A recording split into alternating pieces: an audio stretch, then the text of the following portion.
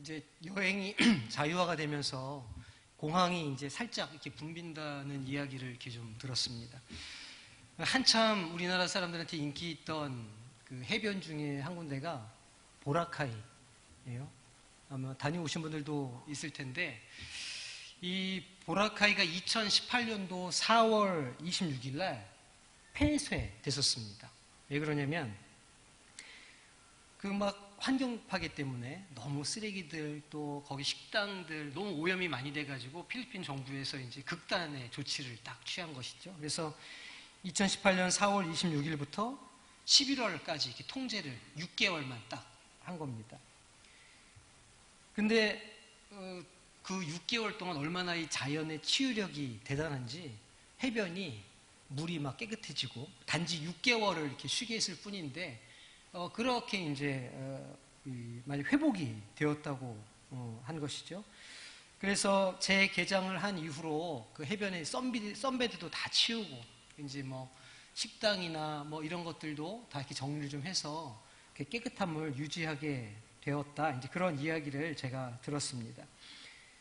그 관광객이 많아가지고 다 망가져 버린 자연을 회복시키는 일이 무엇이었냐면 그냥 그대로 내버려 두는 것이었습니다. 고작 6개월을 그냥 내버려 두었을 뿐인데 회복이 얼마나 빨랐는지 현지 그 관계자들이 다 이렇게 놀랐다, 이런 이야기를 들었습니다. 자연은 내버려 두면 그 본성을 쫓아가는 일에 아주 신속하고 빠르다는 것을 다시 한번 확인하는 그런 사건이었습니다. 예를 들어서 숲에 나 있는 오솔길이요. 제가 이제 복례산에 올라갈 때 공동묘지 있는 그쪽으로 이렇게 올라가거든요. 근데 비가 한번 오고 나서 올라가면 얼마나 그 잡초들이 단 하루 만에 우거지는지 아주 그 자연의 회복력이 대단한 것을 확인하게 됩니다. 그러니까 자연적이라 이런 것은 내버려 두면 늘 어떤 무질서한 상태로 회귀하게 되어 있다는 것이죠. 이 자연만 그런 게 아닙니다. 사람이 만들어 놓은 기계도 그렇죠. 조금만 안 쓰면 금방 이렇게 고장나고 망가지고 이렇게 시골 집이 그렇지 않습니까? 사람이 살면 허름한 집도 무너지지 않는데 조금 좀 멀쩡해 보이던 집도 사람이 안 살면 담장이 무너지고 기와가 다 구멍이 나고 이제 이런 것을 우리가 볼 수 있다는 것이죠.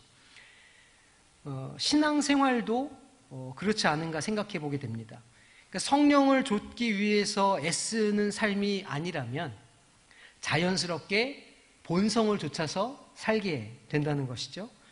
자연스럽게라는 말은 영어로 naturally 이렇게 표현하지 않습니까? 이 natural이라는 말에는 본성이라는 의미가 그 안에 담겨 있습니다. 사람이 본성을 쫓아 산다는 것은 어떤 의미가 있을까요? 이런 거죠. 뛰고 있으면 걷고 싶고, 걷다 보면 쓰고 싶고, 서 있으면 앉고 싶고, 앉고 싶으면 눕고 싶고, 누우면 자고 싶다. 이게 이제 사람의 아주 일반적인 본성이라는 겁니다. 늘 이 인간 본성은 현재 상태를 유지하고 되도록이면 최소한의 에너지를 쓰고 아주 안전하게 그렇게 보내려고 하는 게 인간의 본성입니다. 그러니까 신앙생활을 하는 데 있어서 만약 성령을 좇지 않는다면, 성령을 쫓아가지 못한다면 아주 게으른 신앙생활을 하게 되는 건 너무너무 당연한 일이라는 겁니다. 이런 거죠. 새벽 예배를 꾸준히 다니다가 코로나 때문에 핑계대고 몇 달 안 나갔는데 그 다음부터 새벽 예배 나가려고 그러면 그렇게 잠이 안 깨는 것이죠. 왜냐하면 본성이 이게 벌써 거기에 이렇게 적응이 되었으니까 그런 거죠. 수요 기도회에서 기도하는 시간이 짧아지고 말하자면 말씀이 마음속에 잘 들리지 않게 되고 이것이 다 이제 본성을 따라서 가게 되는 신앙생활의 모습입니다. 긴장감이 떨어지고 깨어있기 위해서 애쓰지 않으면 어느새 영성이 낡아져 버리는 것이죠. 나중에는 녹이 슬어서 시동이 걸리지 않을 수도 있는 겁니다. 이거는 신앙생활을 얼마나 오래 했느냐, 교회의 직분이 무엇인가의 문제는 아닙니다. 세상이 본성적으로 돌아간다 이렇게 우리가 이야기를 하죠. 약육강식의 이 모습도 본성적입니다. 먹이 사슬이 아주 본성적인 것 아닙니까? 작고 힘없는 생물은 크고 힘센 생물의 먹이가 이렇게 되는 겁니다. 또 적자생존이라고도 말하죠. 환경에 적응하지 못하는 생물은 도태되고 사라지게 됩니다. 너무너무 당연한 그런 세상 진리 아닙니까? 적어도 세상 사람들은 세상이 정확하게 그 본성적으로 움직이고 있다 이렇게 말합니다. 그래서 이 세상에서 살아남으려면 힘을 가져야 하고 성공해야 하고 뭐 기타 등등 이렇게 해야 된다고 말하는 것이죠. 또 어떻게 이야기하냐면 결국은 살아남는 자가 강한 자다 이렇게 이제 말하는 겁니다. 그 말에 어떻게 동의가 되십니까? 정직하게 얘기하자면 동의할 뿐만 아니라 우리는 우리의 자녀들에게도 아마 그렇게 가르치셨을 겁니다. 좋은 대학, 좋은 직장, 경쟁에서 살아남기, 누구누구보다는 더 잘 살아가기 등등 우리가 인정하든 인정하지 않든 우리 모두는 이 세상 속에서 본성적인 세상 속에서 살아가는 존재들입니다. 세상 밖에서는 살지 못하죠. 세상 밖에서 살려면 이 땅을 떠나가야 되는 겁니다. 그렇기 때문에 세상의 가치관 속에서 살아가고 그 많은 사람들과 같이 섞여 있기 때문에 그 세상의 어떤 것들을 거부하기가 힘든 그런 삶을 살아간다는 겁니다. 세상의 정치나 문화, 철학은 이 세상이 발전하고 있다 이렇게 말합니다. 철학자 헤겔이 말하는 역사 발전론은 정반합의 원리로 인해서 역사가 항상 진보한다 이렇게 말합니다. 세상은 예전보다 더 민주적이 되었다 이렇게 말하고 개인의 자유가 더 보장되는 방향으로 발전한다 이렇게 말하는 것이죠. 또 마르크스의 변증법적 유물론이 말하는 역사 발전도 다르지 않습니다. 계급투쟁과 혁명을 통해서 유토피아를 건설할 수 있다 이렇게 말하는 겁니다. 이 모든 이데올로기는 투쟁을 통해서 더 선한 정치, 선한 권력, 선한 사회를 얻을 수 있다 이렇게 말하는 것이죠. 인간들에게 그런 능력이 있다고 생각하는 겁니다. 그런데 정말 그럴까요? 그렇지 않은 것 같습니다. 인간 본성은 타인과 협력하거나 타인을 이해해 주거나 용서하는 방향으로 잘 흘러가지 않습니다. 도리어 파괴하고 이기적이고 자기중심적인 사고에 전쟁을 일삼는 방식으로 늘 흘러가는 것을 우리가 볼 수 있습니다. 본성은 그냥 그대로 내버려 두면 자기 자신과 주변을 무질서한 상태로 만들어 가게 됩니다. 환경뿐만이 아니라 관계와 우리들의 정서, 상황 모든 것을 그렇게 만든다는 것이죠. 하지만 하나님은 무질서의 하나님이 아니라 질서의 하나님이십니다. 하나님은 이 세상을 질서 있게 창조하셨다는 것이죠. 그게 창세기 1장이 우리에게 보여주는 무질서와 질서의 모습이고 질서 이전의 모습이 본성적이라 할 수 있는 겁니다. 하나님께서 창조가 끝난 후의 일을 창세기 2장이죠. 오늘 우리가 읽은 말씀은 이렇게 기록하고 있습니다. 하나님이 그가 하시던 일을 일곱째 날에 마치시니 그가 하시던 모든 일을 그치고 일곱째 날에 안식하시니라 말하고 있습니다. 우리는 보통 이 구절에서 안식일의 개념에 더 집중을 해서 보지만 오늘은 마치시니에 조금 우리가 중점을 두고 살펴보기를 원합니다. 이 히브리어 원어의 순서를 보면 이렇게 기록하고 있습니다. 하나님이 완성했다. 일곱째 날에 그의 일을. 그가 했던 것을 일곱째 날에 그쳤다. 그가 했던 모든 일로부터. 이렇게 이제 히브리어는 순서가 되어 있습니다. 표준 세번역은 이 말씀을 이렇게 번역합니다. 하나님은 하시던 일을 엿새 날까지 다 마치시고 일의 날에는 하시던 모든 일에서 손을 떼고 쉬셨다. 이 세번역의 표현처럼 원문에도 사실은 안식한다는 단어가 나오지는 않습니다. 그냥 그치다, 멈추다 이런 말이 나오는 것이죠. 그러니까 이 2장 2절에서 말하려고 하는 본래의 강조점은 쉼보다는 마쳤다는 데에 그 의미가 더 강하게 있는 겁니다.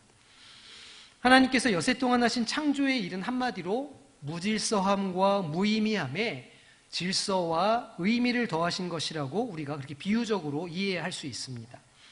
단지 혼돈뿐이던 것에 말씀하심으로 빛과 어둠이 구분되고 질서가 잡힌 것이죠. 땅과 바다가 구분되고 도무지 생명이라고는 없을 것 같은 곳에 생명을 만드시고 그것들이 각각 제자리에 살아갈 수 있도록 질서를 잡으셨다는 말입니다. 마지막으로 아무짝에 쓸모없는 흙덩이를 하나님 손으로 직접 빚으셔서 호흡을 불어넣으시고 천지 만물의 중심에 갖다 놓으셨습니다. 창세기 1장과 2장을 읽다 보면 하나님께서 이 인간이라는 존재를 창조하시기 위해서 얼마나 공을 들였는지를 알게 됩니다. 우리가 어떤 일을 할 때 그렇게 노력을 하고 공을 들이게 됩니까? 중요한 일을 할 때고 귀한 손님을 맞을 때 그렇게 하지 않습니까? 아버지 하나님의 모습이 다 그렇습니다. 모든 것을 완벽하게 준비하시고 마지막에 가장 중요한 존재인 사람을 창조하셔서 그 창조의 한가운데에 다 놓으시는 겁니다. 그렇게 하시면서 뭐라고 말씀하시냐면 보시기에 심히 좋았더라 말씀하시고 그렇게 창조를 마치셨던 겁니다. 여기에서 마쳤다는 말의 히브리 원어는 칼라라고 하는 단어입니다. 영어로는 보통 finish 이렇게 이제 번역하는 단어인데 이 칼라의 신약 성경 번역이 무엇이냐면 텔레오라고 하는 헬레어 단어입니다. 그러니까 칼라와 텔레오가 같은 단어라는 것이죠. 그런데 오늘 본문 28절에 모든 일이 이미 이루어진 줄 아시고 할 때 여기서 이루어지다는 말이 바로 칼라, 텔레오, 마치시다라고 하는 단어입니다. 30절에도 오늘 이 단어가 사용되죠. 다 이루었다 하시고. 창세기에서도 삼위일체 성부 하나님은 다 이루었다 이렇게 말씀하시고 오늘 요한복음 마지막 십자가 위에서 삼위일체 성자 하나님께서도 다 이루었다고 말씀하셨다는 겁니다. 이 두 이루심 사이에 어떤 차이가 있을까요? 어떤 일이 있었습니까? 우리가 잘 아는 것처럼 창세기 2장에서 하나님은 인간을 위한 최고의 자연을 준비하시고 피조세계는 하나님의 질서에 따라서 그렇게 순조롭게 운행되고 있었습니다. 그런데 문제가 생기게 된 것이죠. 이 피조세계에 탐심을 타고 죄가 들어오게 된 겁니다. 여인이 선악과를 바라보았더니 유난히 그날따라 그 선악과가 어때 보였을까요? 탐스러워 보였습니다. 너무너무 맛있게 생겼던 것이죠. 그래서 그거를 딱 먹었습니다.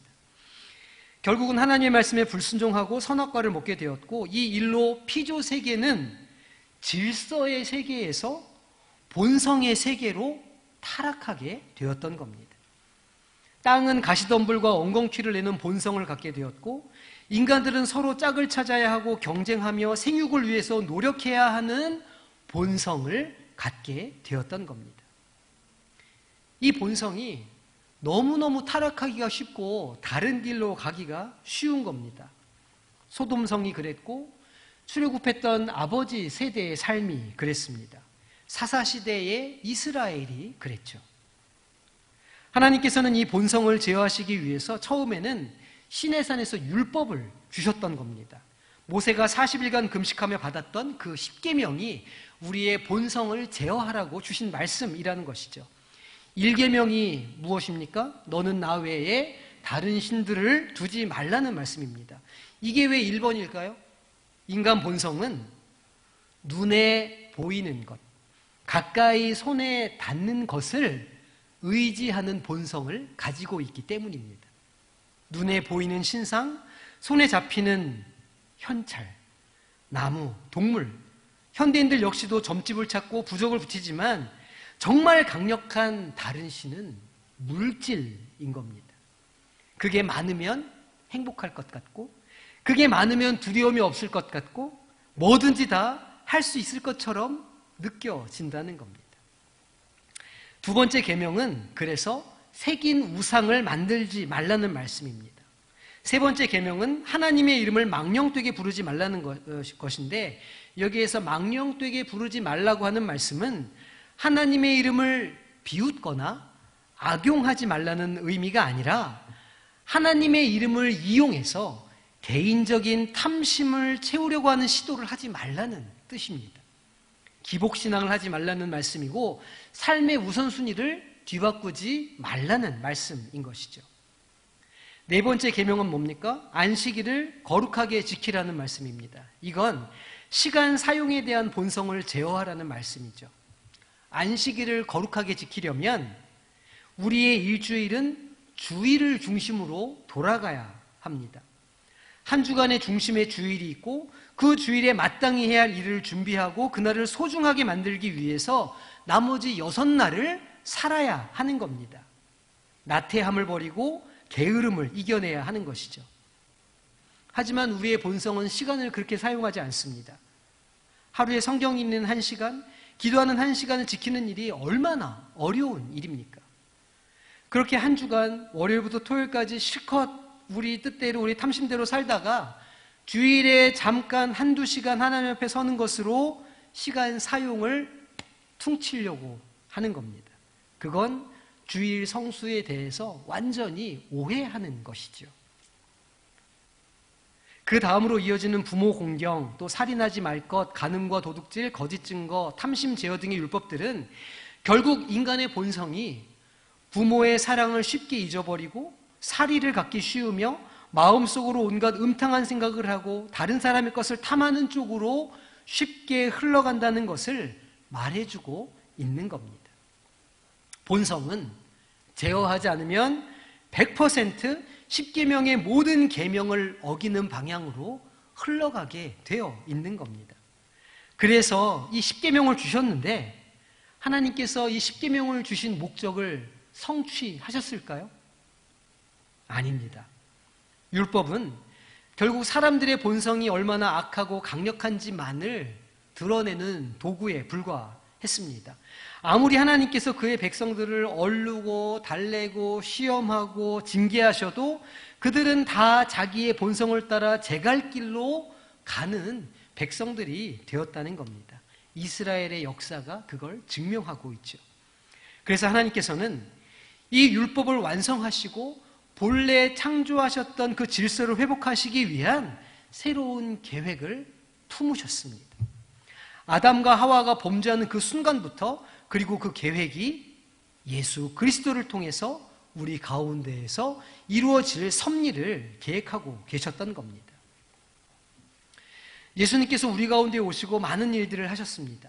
주님의 사역은 사람들이 더 이상 본성의 지배를 받지 않도록 그들을 새로운 사람으로 거듭나게 하시는 일이었다는 겁니다. 요한복음 3장을 보면 새벽에 사람들의 눈을 피해서 니고데모가 예수님을 찾아옵니다.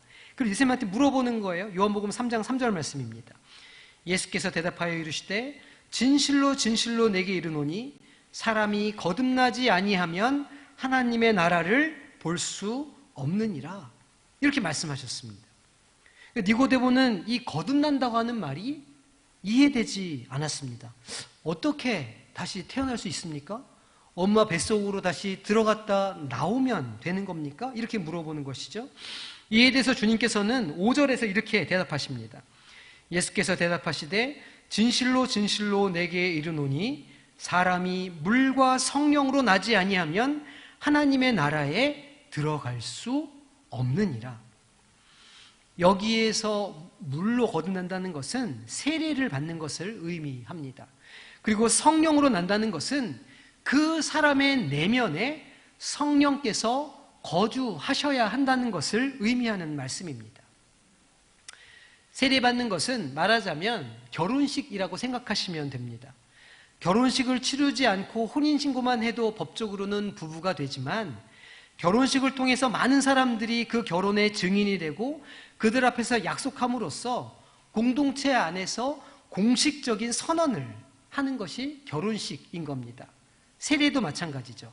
많은 증인들 앞에서 우리 공동체의 한 사람이 되었음을 선언하고 함께 기도하며 동역해 나가기를 다짐하는 행위가 세례라고 하는 겁니다.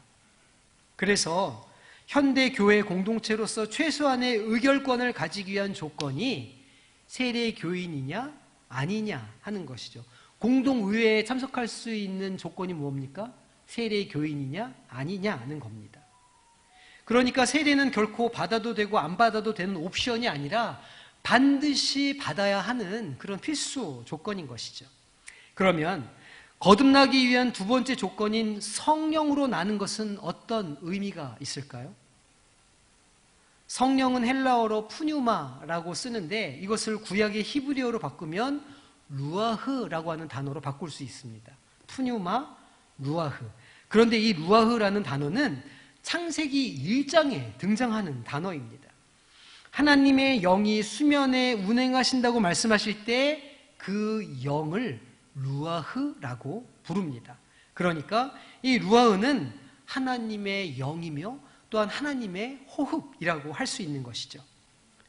세상을 창조하실 때 진흙으로 빚은 사람에게 하나님께서 호흡을 불어 넣으시는데 그때 그 호흡이 루아흐라고 하는 단어입니다. 말하자면 그 호흡이 바로 성령 하나님이셨고 본래 사람은 성령과 동행함으로 생명이 되는 존재, 성령과 함께 살아가야 하는 존재로 창조되었다는 말입니다. 하지만 범죄함으로 말미암아서 사람들은 성령이 아닌 본성을 쫓아 살게 되었고 성령이 인간 내면에 머물지 못하게 되셨다는 겁니다. 두 번째 창조자로 오신 예수님께서는 어떤 일을 하신 것일까요? 바로 그 성령을 우리에게 다시 초청하고 보내시려고 하시는 것이 주님의 중요한 사역이었습니다. 요한복음에서 주님은 보혜사 성령에 대해서 이렇게 말씀하십니다. 요한복음 14장 26절인데요. 보혜사 곧 아버지께서 내 이름으로 보내실 성령 그가 너희에게 모든 것을 가르치고 내가 너희에게 말한 모든 것을 생각나게 하리라. 주님께서 십자가에 오르셨던 이유는 우리의 대속 제물이 되시기 위함이었죠. 그것이 첫 번째 목적입니다. 하지만 동시에 두 번째로 창조, 성령으로 거듭나게 함을 이루시기 위한 일이었다는 겁니다. 주님께서 아버지께로 가실 때에 성령을 보내주겠다 약속하셨다는 겁니다.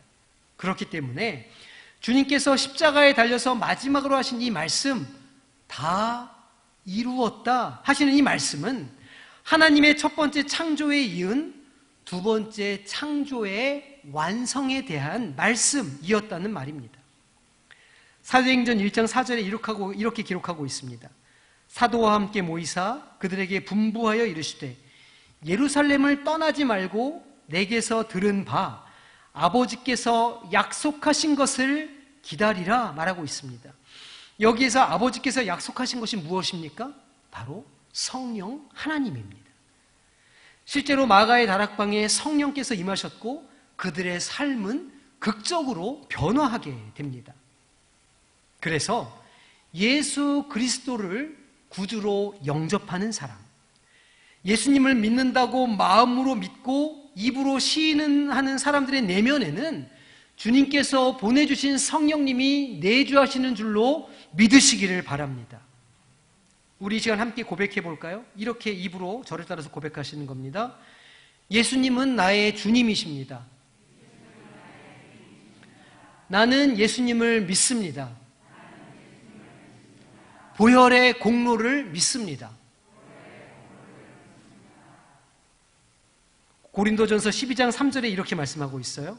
그러므로 내가 너희에게 알리노니 하나님의 영으로 말하는 자는 누구든지 예수를 저주할 자라 하지 아니하고 또 성령으로 아니하고는 누구든지 예수를 주시라 할 수 없느니라. 우리가 지금 이 시간 예수님을 주님이라고 고백한다면 그 말씀은 우리 안에 지금 누가 계신다는 말씀입니까? 성령께서 내주하신다는 말씀인 겁니다. 우리가 깨닫든 깨닫지 못하든 우리 안에는 성령께서 내주하고 계시며 우리가 하나님을 찾고 구할 때에 우리가 그 하나님의 음성을 깨달을 수 있도록 하나님의 임재를 알아볼 수 있도록 일하시고 역사하시는 분이 보혜사로 우리와 함께 하신다는 말씀입니다. 정리를 해보면 성부 하나님께서는 첫 번째 창조를 통해서 우리에게 성령을 주시고 삶을 허락해 주셨습니다. 하지만 인간이 범죄함으로 말미암아 성령이 떠나가시게 되었고 본성을 따라 살게 된 겁니다. 그래서 모든 사람이 죄를 지어서 하나님의 영광에 이르지 못하는 사람들로 살게 되는 상태였는데, 그런 우리를 회복시키고 다시 재창조하시기 위해서 예수님께서 이 땅 가운데 오셨다는 겁니다. 두 번째 창조를 통해서 십자가에서 주님께서 죽으심으로 말미암아 우리에게 성령을 주시기 원하셨던 겁니다. 그리고 그 일을 다 이루셨다 말씀하신다는 겁니다. 그러면 이제 해피엔딩인가요? 이제 우리는 다 이루었기 때문에 아무것도 할 일이 없는 존재들입니까? 아닙니다. 성령이 우리 안에 내주하시는 것만으로는 이 이야기가 끝나지 않습니다. 하나님의 창조가 있었고 예수님의 죽으심을 통한 거듭남이 있었습니다. 이제는 우리가 우리 내면에 우리의 일을 완성해 가야 하는 단계가 남아있는 겁니다. 오늘 말씀대로 표현하자면 우리도 우리의 신앙 여정을 다 이룰 때까지 경주를 멈추지 않아야 한다는 겁니다. 우리도 주님처럼 마지막 순간에 내가 다 이루었다라고 고백하는 삶을 살아야 한다는 것이죠. 우리 안에 성령이 거하신다면 우리는 우리 인생에 하나님의 질서를 되찾고 하나님의 선하신 뜻을 이루어 갈 수 있는 겁니다. 하나님께서 우리에게 성령을 주신 이유가 그것이죠. 우리의 본성을 제어하고 성육신하신 하나님 예수 그리스도를 쫓아 살아가는 것, 그것이 우리 안에 성령께서 계시는 이유인 겁니다. 그렇기에 예수님을 구주로 믿고 성령의 내주를 믿는다면 필연적으로 우리 내면에는 내적 갈등이 시작될 수밖에 없는 것이죠. 갈등이라기보다는 전쟁에 가깝습니다. 자기 삶에서 반복되는 실패를 반복적으로 막 경험하는 겁니다. 바울이 이렇게 탄식하는 거예요. 오호라 나는 곤고한 사람이로다. 바울 사도조차도 자기 내면에 있는 본성과 성령과의 싸움이 전쟁처럼 너무너무 피곤하고 힘들어서 나는 곤고한 사람이라 이렇게 한탄하고 있다는 겁니다. 바울 사도는 내면에서 성령의 음성과 본성의 탐심 가운데 갈등하는 자신을 갈라디아서 5장에서 아주 자세하게 기록하고 있습니다. 우리 갈라디아서 5장 16절과 18절 말씀 우리 함께 합독해 보겠습니다. 내가 이르노니 너희는 성령을 따라 행하라. 그리하면 육체의 욕심을 이루지 아니하리라. 육체의 소욕은 성령을 거스르고 성령은 육체를 거스르나니 이 둘이 서로 대적함으로 너희가 원하는 것을 하지 못하게 하려 함이니라.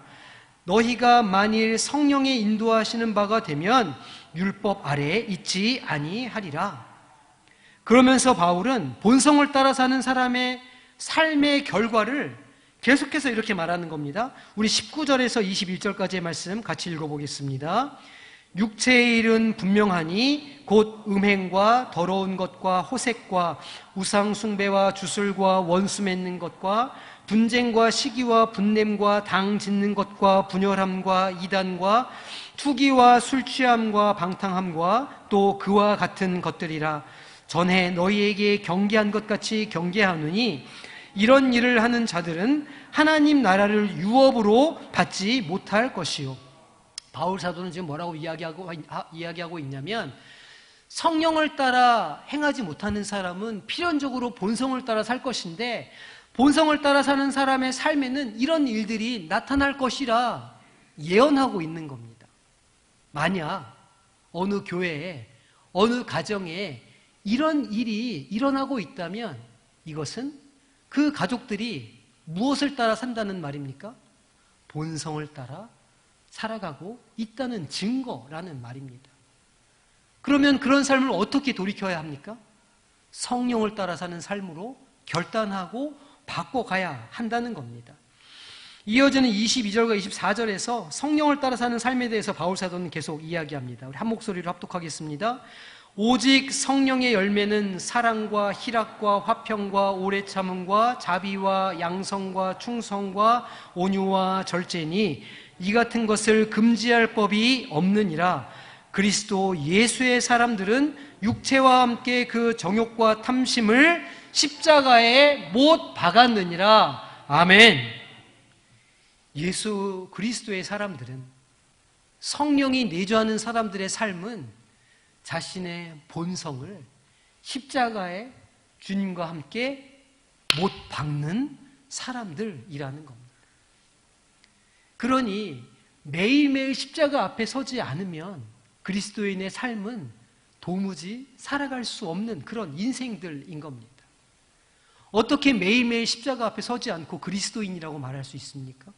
어떻게 매일매일 그 칭의의 은혜를 주님 앞에서 눈물을 흘려 가슴을 뜯으면서 그 세리처럼 고백하지 않는 사람이 어떻게 그리스도인처럼 살아갈 수 있겠느냐는 말입니다. 바울은 이 영적 전쟁의 결론을 25절, 26절의 말씀으로 결론 짓습니다. 우리 함께 읽겠습니다. 만일 우리가 성령으로 살면 또한 성령으로 행할지니 헛된 영광을 구하여 서로 노엽게 하거나 서로 투기하지 말지니라. 만약 우리 안에 성령이 거하셔서 성령으로 사는 사람이라고 입으로 고백한다면 그 사람의 삶에도 성령의 역사를 쫓아 살아가는 삶의 모습이 드러나야 한다, 이렇게 말하는 겁니다. 만일 헛된 영광을 구하면서 서로 화나게 하고 서로 마음을 상하게 하고 서로 싸우게 하면 그것은 결코 성령을 따라 사는 삶이 아니라 바울 사도는 말하고 있는 것이죠. 사실은 갈라디아 교회가 그런 분열을 일으키고 있었던 겁니다. 바울 사도가 전도 여행을 하면서 그렇게 눈물을 흘려서 세웠던 갈라디아 교회가 분열하고 갈등하고 있었던 겁니다. 바울 사도는 너희들이 성령의 역사를 회복하라, 성령을 따라 행하라고 그래서 이렇게 권면하고 있다는 것이죠. 우리의 영적 전쟁이 언제 끝나겠습니까? 예배를 뜨겁게 드리면 끝날까요? 부흥회를 한번 신나게 하면 끝날까요? 아니죠. 우리 다 경험해봐서 알지 않습니까? 오래가지 않습니다. 그 감동이. 우리의 영적 전쟁은 우리가 하나님 앞에 서는 날까지 끊임없이 해야 되는 것이죠. 성령 충만할 때에는 더욱 우리 내면의 본성이 선명하게 드러나게 될 겁니다. 그래서 성령이 충만한 사람일수록 자신의 죄인됨을 고백하게 되는 겁니다. 입으로는 성령을 이야기하지만 누군가를 판단하고 정죄하는 사람들은 입으로만 성령 충만한 사람들인 겁니다. 생각해 보십시오. 성령으로 충만했던 바울 사도는 자신을 죄인 중에 괴수라 이렇게 말하는 겁니다. 성령으로 충만해서 종교 개혁을 찾겠다는 마틴 루터는 자신의 죄값을 어떻게 할 수가 없어서 매일 그 성당을 무릎으로 기어 올랐다는 겁니다. 어거스틴은 어땠습니까? 우리가 알고 있는 모든 신앙의 선배들, 신앙이 좋았다고 말하는 선배들은 모두 다 자신이 한없는 죄인이라 고백할 수밖에 없었던 겁니다. 그럴 수밖에 없죠. 빛이 밝으면 밝을수록 더러움이 잘 보이게 되는 겁니다. 하나님 앞에 가까이 가면 가까이 가는 사람일수록 자기 내면에 있는 티끌과 같은 죄도 선명하게 보이게 되기 때문입니다. 그러니 성령 충만한 사람의 모습은 곧 그리스도의 십자가에 자신을 못 박는 사람이라 할 수 있는 겁니다. 우리는 우리의 구원을 어떻게 이루어 가겠습니까? 어떻게 다 이루었다고 하는 주님의 구원을 이제 우리가 완성해 가겠습니까? 언제까지 영적 전쟁을 치러야 합니까? 하나님 앞에 서는 날까지 우리는 이 일을 계속해야 하는 겁니다. 오해하시면 안 됩니다. 영적 전쟁의 목표가 10년 후, 30년 후 그날을 바라보라는 말씀이 아닙니다. 성령 충만한 삶의 목표는 다른 날들이 아니라 오늘 나에게 주어진 하루인 줄로 깨달으시기를 바랍니다. 오늘 하루를 성령 충만으로 살아갈 때 나의 삶의 매일이 성령 충만한 날이 되는 것이기 때문입니다. 한 달을, 1년을, 평생을 어떻게 성령 충만하게 살아? 라고 이야기할 수 있죠. 내일을 생각하지 말고 한 달 뒤를 생각하지 않는 겁니다. 오늘 하루를 성령을 조차 충만하게 살면 나의 인생이 그렇게 하루하루 성령 충만한 인생이 되는 줄로 믿으시기를 바랍니다. 신앙생활 30년 넘게 했으니까 이만했으면 됐다. 아닙니다. 내가 이제 은퇴하니까 이만했으면 됐다. 아닙니다. 성령을 조차 사는 삶은 직분과 상관없고 신앙의 이력과 상관없는 겁니다. 오늘 내가 성령을 조차 사느냐 아니면 본성을 조차 사느냐의 선택이 있을 뿐인 것이죠. 그러니 성령을 따라 사시는 우리 성도님들이 되시기를 바랍니다. 매일매일 새롭게 솟아나는 육체의 소욕, 본성을 쳐서 복종시키시기를 바랍니다. 하루에 30분 성경 보시는 분들이라면 30분 더 늘려서 보시기를 바랍니다. 하루에 내가 30분 기도하는 분이셨다면 내가 30분 더 기도하겠다. 이렇게 해야 되는 겁니다. 내가 한 달에 1명 전도해야지 라고 마음 먹었던 분은 내가 한 달에 2명 전도하겠다. 이렇게 결심해야 되는 겁니다. 이렇게 말씀 볼 때에는 줄치고 가능하면 은혜되는 말씀은 적어서 외우고 찬송은 더 열정적으로 부르고 이렇게 할 때 우리의 신앙이 조금 더 은혜가 풍성한 신앙으로 점점 더 나아갈 수 있다는 것이죠. 성령님이 주시는 마음에 순종할 때에 우리의 신앙이 조금씩 더 이루어져 가는 것을 우리가 말씀을 통해서 깨닫게 된다는 겁니다. 이 일을 위해서 우리에게 성령을 주셨다는 겁니다. 성령 받으라, 성령 받으라, 예수 내게 말씀하셔서 성령 받으라, 성령 받으라, 예수 내게 말씀하셔서 할렐루야, 성령 받았네, 나는 성령 받았네, 할렐루야, 성령 받았네, 나는 성령 받았네. 할렐루야. 사실은 이 찬양들이 다 우리 선배님들 세대의 찬양인데 참 이런 찬양들만 마음에 남아있네요. 제가 해보니까 성령께 순종하지 않으면 우리는 본성대로밖에 살 수 없습니다. 성령을 조차 살 때에야만 우리 삶에 계획해 놓으신 하나님의 선하신 뜻이 다 이루어질 수 있는 겁니다. 하나님께서 나의 인생 가운데 이미 다 계획해 놓으시고 준비해 놓으신 그 섭리를 우리가 성령을 조차 살아갈 때에 성취하시는 하나님의 역사를 경험할 수 있다는 것을 믿음의 눈으로 보시기를 바랍니다. 그래서 우리 성광교회도 이렇게 성령을 조차 살고자 애쓰는 사람들이 한 사람, 두 사람 점점 더 늘어가서 성광, 성령 행전을 쓰는 교회, 성령께서 역사하시는 교회, 한 성령 한 뜻으로 한 마음이 되어서 하나님의 선하신 계획을 다 이루어가는 성령 충만한 교회 되기를 주님의 이름으로 축원합니다. 기도하겠습니다. 하나님 아버지 감사합니다. 오늘 말씀을 통해서 우리에게 성령을 조차 살아가야 할 것을 말씀하여 주시니 우리가 순종함으로 우리의 삶에서 성령을 조차 행하기를 결단합니다. 이 시간 우리가 늘 결단하기를 소망할 때 성령 하나님 우리의 마음과 이슬과 생각을 주장하여 주셔서 우리가 늘 하나님과 동행하는 삶을 살아가는 복된 주님의 백성들 될 수 있도록 역사하여 주시옵소서. 예수님의 이름으로 기도하옵나이다. 아멘.